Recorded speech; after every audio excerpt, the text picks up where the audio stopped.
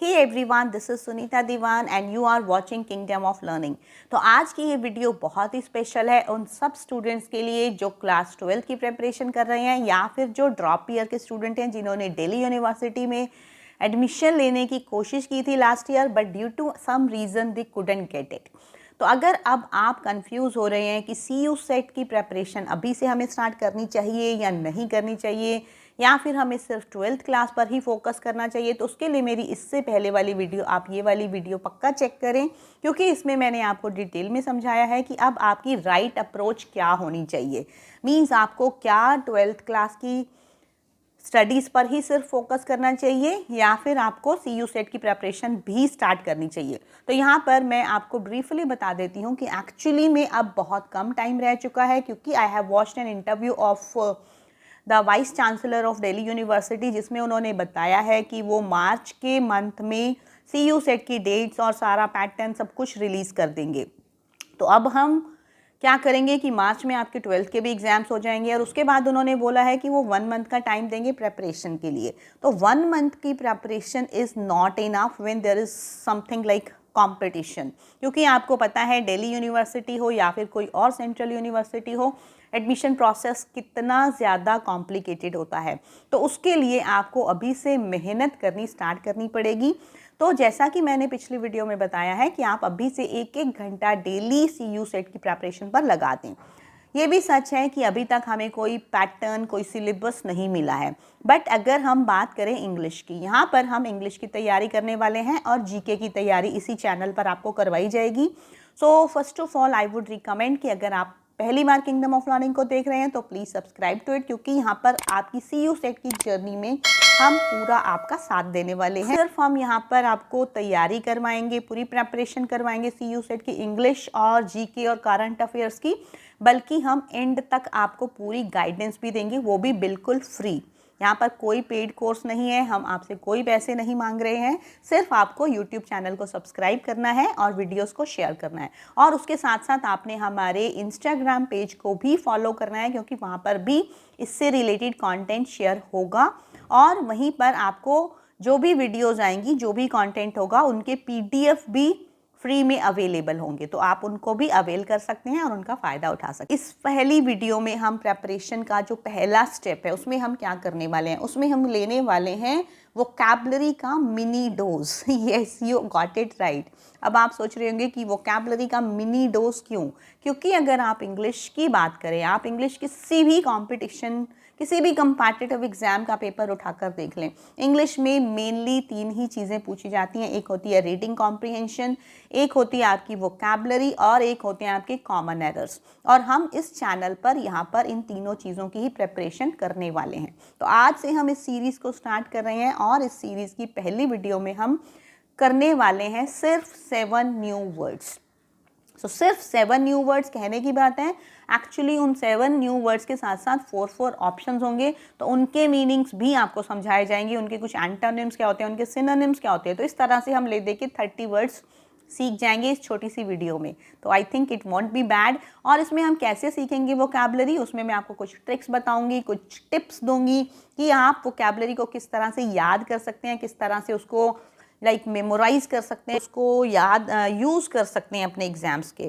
तो let us start now. तो आज के हमारे 7 वर्ड्स कौन कौन से हैं, किस तरह से प्रेपरेशन करने वाले हैं, मैं आपको 7 वर्ड्स की ये PDF यहाँ पर लगा रही हूँ सामने स्क्रीन पे। और उससे पहले जैसे ही मैं आपको पहला वर्ड आएगा, आपने क्या करना है, आपने एक नोटबुक और एक पेन अपने साथ रखना है और उस नोटबुक में अपना आंसर पहले ही लिख लेना है और बाद में एंड में आपने चेक करना है कि आपके कितने मार्क्स आए और आपने कमेंट बॉक्स में मुझे बताना है कि आपके कितने मार्क्स आए, लाइक 7 में से आपके कितने मार्क्स आए। इस तरह से हम अपनी प्रेपरेशन करेंगे। Means these videos are not for entertainment purpose, ये स्टडीज़ के लिए हैं। तो अगर आप सीरियसली सिंसियरली स्टडीज़ करना चाहते हैं then only please watch them. तो अब आप नोटबुक और एक पेन अपने साथ रख लें, वीडियो को पॉज करेंगे, जैसे ही एक वर्ड आपके सामने आएगा उसके नीचे 4 ऑप्शंस आएंगे, आपने पहले गेस करना है कि उसका मीनिंग क्या हो सकता है। हो सकता है आपको मीनिंग पहले से पता है तो बहुत अच्छी बात है, नहीं पता तो भी आप गेस करेंगे। तो इस तरह से हम करेंगे, फिर मैं आपको उसका एक्सप्लेन करूँगी, आपको मैं समझा दूँगी कि उसका एग्जैक्ट मीनिंग क्या है और जो ऑप्शंस रूल आउट करनी है हमें। मीन्स वोकैबुलरी पढ़ने की भी एक ट्रिक होती है कि हमें रूल आउट, ऑप्शंस को रूल आउट करते जाना है, तो वो सब कैसे करना है वो सब हम देखते हैं। तो अब हमारा पहला वर्ड है ये आपके सामने स्क्रीन पर, what is another word which means the same as nomadic. तो अब आपका पहला वर्ड है नोमैडिक। होपफुली आपको पता होगा या हो सकता है नहीं पता होगा। तो अब इसके लिए आपने क्या टेक्निक करनी है, आपने इस वर्ड नोमैडिक को ब्रेक करना है। ब्रेक कैसे करना है, इसमें है नोमैडिक, मैड वर्ड को आपने इसमें अलग से समझना है तो और इसके साथ एक स्टोरी लगा लेनी है। मैं पहले आपको मीनिंग बता देती हूँ कि नोमैडिक का मीनिंग क्या होता है। नोमैडिक एक्चुअली वो लोग होते हैं जो एक परमानेंट जगह पर नहीं रहते, जो जगह जगह घूमते रहते हैं टेंट्स लगाकर। आपने देखा होगा रोड के किनारे पे बहुत सारे लोग ऐसे रह रहे होते हैं जो परमानेंट हाउसेस नहीं होते, नोमैडिक, उनको हिंदी में बंजारे बोलते हैं। और आई थिंक आपने देखे होंगे ऐसे लोग। तो अब आप इसको याद कैसे करेंगे, नोमैडिक, नोमैडिक को आप याद कर सकते हैं कि वो कोई मैड नहीं है जो अपने घरों में नहीं रहते। मीन्स जो लोग ऐसे टेंट लगाकर जगह जगह अपनी जगह चेंज करते रहते हैं टाइम टू टाइम, वो लोग कोई बेवकूफ़ नहीं है, वो कोई मैड नहीं है। No mad, they are no mads, वो पागल नहीं हैं। तो आप इस तरह से इसको याद कर सकते हैं। तो अब हमारी जो ऑप्शंस हैं आप देखेंगे, फर्स्ट ऑप्शन है वाइल्ड। वाइल्ड का मतलब होता है जंगली। अब ज़रूरी नहीं है कि जो लोग टेंट्स में रहते हैं वो जंगली हों, तो ये ऑप्शन गलत है। सेकंड है बारबरस। बारबरस का मीनिंग होता है क्रूअल, मीन्स जिसमें दया नहीं है। तो अब ये भी ज़रूरी नहीं है कि जिन लोगों के घर नहीं होते उनमें दया भी नहीं होती, तो ये भी हम रूल आउट करेंगे। ब्रेव, थर्ड वर्ड है हमारा ब्रेव। तो अब ब्रेव होते हैं बहादुर। अब ये भी ज़रूरी नहीं है कि जो लोग घूमते रहते हैं वो बहादुर ही होंगे, तो ये भी रूल आउट हो जाएगा। फोर्थ वर्ड है हमारा रोविंग। तो रोविंग क्या होता है, रोविंग को आप मूविंग से रिलेट कर सकते हैं। रोविंग मतलब मूविंग, मीन्स जैसे आप एक बोट है, एक किश्ती होती है, उसको रोव करते हैं, आप उसको मूव करते हैं, तो राइट। तो रोविंग का मतलब होता है मूविंग। तो नोमैडिक का मतलब भी होगा रोविंग। तो ये है आपका करेक्ट आंसर। अगर आपका आंसर सही था तो आप अपने आप को 1 मार्क दे दें, अगर रॉन्ग था तो आप उसको क्रॉस कर दें। तो अब हम देखते हैं हमारा सेकेंड वर्ड। तो सेकेंड वर्ड है find the word which has the same meaning as cleave.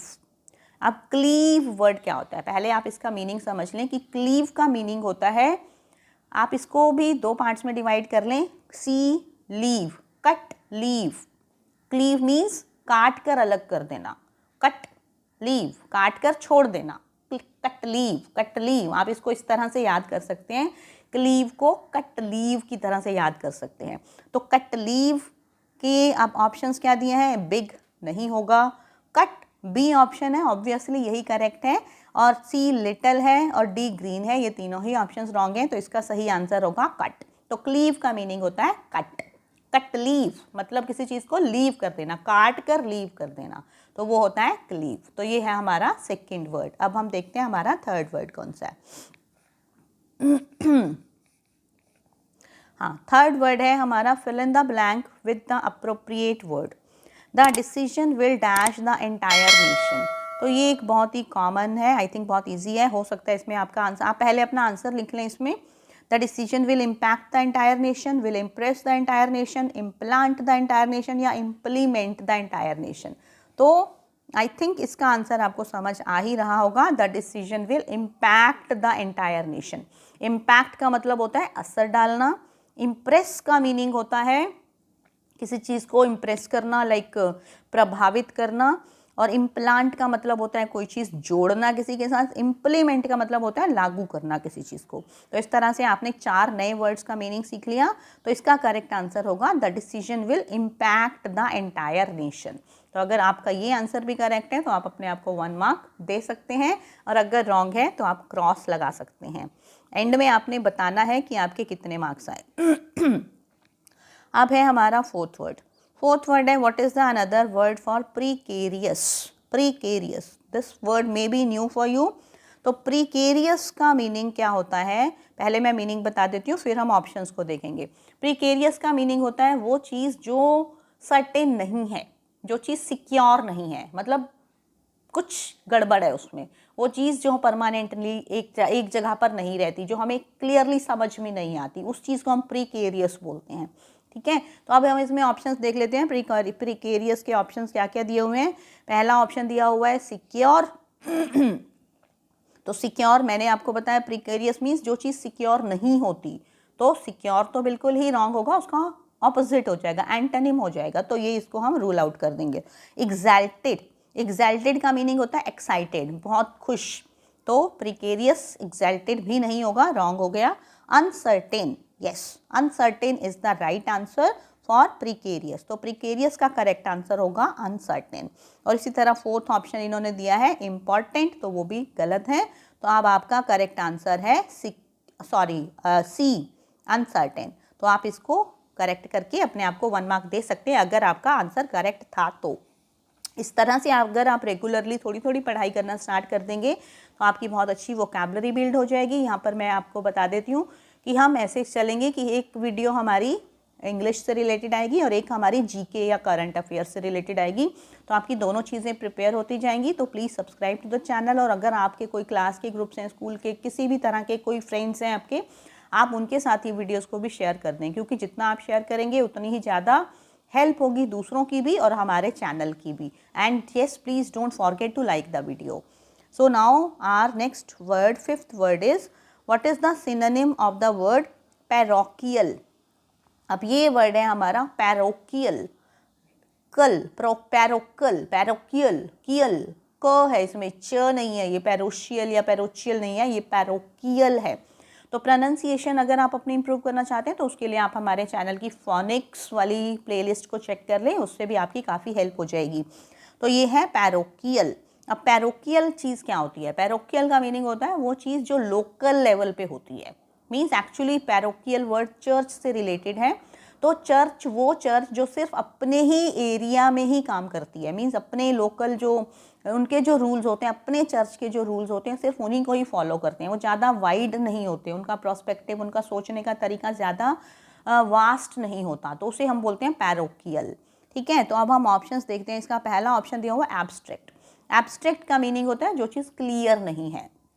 तो पैरोकियल मतलब अपने रूल्स तो उनको क्लियर हैं चर्च के लोगों को, तो लोकल से आप इसको याद कर सकते हैं, पैरोकियल, कियल, कल, लोकल, लोकल होता है जो चीज़ लोकल चीज़ों में ही बस विश्वास करती है, ज़्यादा यहाँ वहाँ नहीं विश्वास करते वो। तो उसके बाद हमारा सेकंड ऑप्शन है अनऑर्थोडॉक्स। अनऑर्थोडॉक्स का मतलब होता है जो रूल्स और रेगुलेशंस को बिल्कुल ही नहीं मानते, बट आई टोल्ड यू कि पैरोकियल वाले तो मानते हैं, अपने रूल्स रेगुलेशंस को मानते हैं जो उन्होंने सेट कर रखे होते हैं। उसके बाद है बैफलिंग। बैफलिंग का मतलब होता है कंफ्यूजिंग। तो अब कंफ्यूजिंग तो नहीं होते वो लोग, तो लाइक उनको अपने रूल्स क्लियर होते हैं तो उन्हीं को वो फॉलो करते हैं। उसके बाद होता है कंजर्वेटिव। कंजर्वेटिव भी वही होता है जो पैरोकियल होता है। अब कंजर्वेटिव लोग कौन होते हैं? कंजर्वेटिव वो लोग होते हैं जो सिर्फ अपनी ही रीति रिवाजों में विश्वास रखते हैं, मीन्स वो एक्चुअली रूढ़िवादी, जिसे आप रूढ़िवादी बोलते हैं, वो कंजर्वेटिव होते हैं। पैरोकियल भी वही होते हैं, मीन्स उन्हें और ज़्यादा वास्ट नॉलेज से कुछ लेना देना नहीं होता, जो उनकी पहले से परंपराएं चल रही हैं वो उन्हीं में विश्वास रखते हैं और वो एक्सपेक्ट करते हैं कि उन्हीं को ही उनकी फैमिली के लोग, उनके घर के लोग फॉलो करें, तो वो होते हैं कंजर्वेटिव। लाइक कुछ फैमिलीज़ भी बहुत कंजर्वेटिव होती हैं कि जो पुराने रीति रिवाजों में ही विश्वास रखते हैं। तो इसी तरह से लाइक आपका पैरोकियल का मीनिंग होता है कंजर्वेटिव। तो आप इसका आंसर, अगर आपका आंसर करेक्ट था तो आप 1 मार्क ले सकते हैं, नहीं तो आप 0 मार्क्स लेंगे इसके। तो अब हमारा नेक्स्ट सिक्स्थ वर्ड है, find the word that has the same meaning as impoverished. अब इम्पॉवरिश्ड को आप पॉवर्टी से रिलेट करेंगे। पावर, देखो पावर, ये W वाला पावर नहीं है, पावर वो है ये। तो इसके लिए आई विल रिकमेंड कि आप, अभी मैंने एक वीडियो अपलोड की थी 7 डेज में फ्लुएंसी कैसे इम्प्रूव करें, तो आप प्लीज़ उस वीडियो को चेक करें। उसमें मैंने ये साउंड से रिलेटेड सारी आपकी जो कॉमन मिस्टेक्स होती हैं वो समझाई हैं, आप प्लीज़ उसे चेक कर लेंगे। उसका लिंक आपको डिस्क्रिप्शन बॉक्स में मिलेगा और कमेंट बॉक्स में भी मैं पिन कर दूँगी। तो अब है हमारा इम्पॉवरिश्ड, पॉवर्टी से रिलेटेड होता है। तो डेस्टिट्यूट, अब डेस्टिट्यूट भी होता है वो लोग जिनके पास ना घर होता है ना कुछ ज़्यादा चीज़ें होती हैं, मीन्स डेस्टिट्यूट जिनके पास कमी होती है हर चीज़ की। तो कमी किसके पास होती है? पुअर लोगों के पास होती है। तो ये हमारा करेक्ट आंसर है, डेस्टिट्यूट। तो अब डेस्टिट्यूट को आप याद कैसे करेंगे? थोड़ा सा डिफिकल्ट वर्ड हो सकता है। तो डेस्टिट्यूट को आप याद कर सकते हैं जिसके पास एटीट्यूड ही नहीं है, वो होते हैं डेस्टिट्यूट। मीन्स जो गरीब हैं, जो पुअर हैं, उनके पास एटीट्यूड क्या होगा, तो वो होते हैं डेस्टिट्यूट्स। जिनके पास एटीट्यूड नहीं होता वो डेस्टिट्यूट्स होते हैं। तो आप इसको इस तरह से याद कर सकते हैं। अब सेकंड है हमारा इंडोलेंट। इंडोलेंट का मीनिंग होता है लेज़ी। तो अब इम्पॉवरिश्ड ज़रूरी नहीं है कि वो लेज़ी भी हों। अफ्लुएंट तो इसका ऑपोजिट हो जाएगा। अफ्लुएंट होता है बहुत रिच लोग होते हैं, जो मीन्स बहुत ही ज़्यादा वेल्दी होते हैं, जो वो होते हैं अफ्लुएंट। उसके बाद होता है इनएन। इनएन का मतलब होता है सिली, मीन्स जो बेवकूफ़ होते हैं। तो अब इम्पॉवरिश्ड ज़रूरी नहीं है कि वो बेवकूफ़ भी हों, they can be smart also, rather they are very smart some of them. So हमारा करेक्ट आंसर है डेस्टिट्यूट। तो you can take 1 mark if your answer was correct. So now we move on to our last word, and which of the following word means to recede back? recede back, recede back, इसमें देखो आपको back दिख रहा है। back का मतलब क्या होता है, पीछे जाना। recede का मतलब होता है move back। तो इसका आपको डी ऑप्शन दिख रहा है, मूव होगा। मूव तो इसका उल्टा ही हो जाएगा, क्योंकि हमारे पास है रिसीड बैक, तो मूव बैक हो जाता है। वो तो मूव बैक होता तो करेक्ट होता। इसका सही आंसर होगा आपका सी पार्ट, रिट्रीट।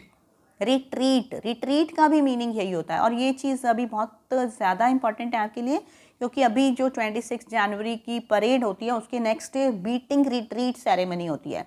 आपने सुना होगा बीटिंग रिट्रीट होता है, जिसमें कि लाइक फ्लैग को उतारा जाता है और आर्मी जो है वो उल्टा मार्च करती है। इस तरह से कुछ सेरेमनी होती है, उसको बीटिंग रिट्रीट बोलते हैं। तो रिट्रीट का मीनिंग होता है रिसीड बैक। तो ये भी एक नया वर्ड है आपके लिए आई थिंक। तो इस तरह से अब हमारे ये 7 वर्ड्स कंप्लीट हो चुके हैं। 7 वर्ड्स के साथ साथ 4 और ऑप्शंस, मीन्स आपने कम से कम 25 तो न्यू वर्ड्स सीखे ही होंगे इस वीडियो में। तो इस तरह से अगर आप चाहते हैं कि आपकी CU सेट की प्रिपरेशन होती रहे without any fees, without any like effort, much effort and all, in an interesting way, then please subscribe to the channel, share the video and like the video also, and you can follow us on our Instagram page Kingdom of Learning। उसका भी link आपको description box में मिल जाएगा, क्योंकि वहाँ पर भी आपको CU सेट से रिलेटेड कंटेंट, वोकैबुलरी, ये सब चीज़ें मिलती रहेंगी। So see you in my next video. Next video will hopefully be on GK. So stay tuned for that. Thank you so much.